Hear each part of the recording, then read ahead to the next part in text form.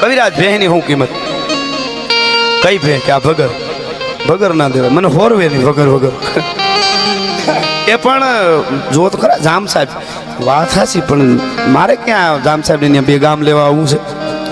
ચા પાણી પીવા તો આવજો, ખીર ખાવી હોય સાંજે આવજો, રોકાવો, બાજરાના મઠા કઢી ગોરહની બધું ખવડાવીશું. ભગરની વાત કરો કે જોઈએ એ કિંમત માગી લ્યો, પણ જામ સાહેબ ભગર લીધા વગર નહીં જાય. કે તો જામ સાહેબ ને કહી દે ભગર નહીં મળે. જામ સાહેબ પોતે ખબર રક્ષક સાંભળીને આવ્યા. કવિરાજ જય માતાજી, જય માતાજી.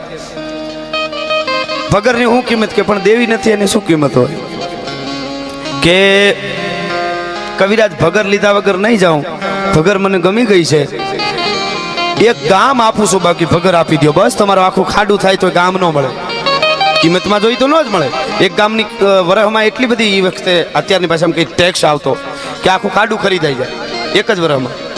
તો કવિરાજ એક ગામ આપ્યું તો કે પણ મારે ભગર વગર હોરવે નહીં, પછી હું બોલો લેવાની જો વૃત્તિ હોય તો ન લઈ લે. એવી ભગર બીજી આવે ને, ભગરની ખડાયું નહીં હોય એમાં, પણ નથી દેવી એટલે નથી દેવી. બસ આ જ છે અમારું, એટલે તોય અમે આમને આનંદ કરતા આવી છીએ.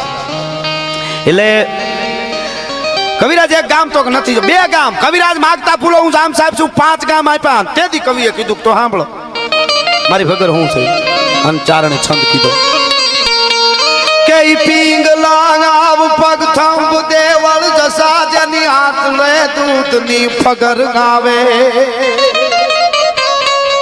પિંગલો હોય ને છોકરાને હોવડાવવાનો, ઈ આમ ઊંધો કર્યો હોય ને કેવું લાગે એવડું આંચળ ના આવશે મારી ભગર ઉપમા. પિંગલા આવ પગ થંભ દેવળ, આ મંદિરનું દેવળના થંભ જોયા ને એવા તો મારી ભગરના પગ છે, એવી છે ડુંગરનો ટૂંક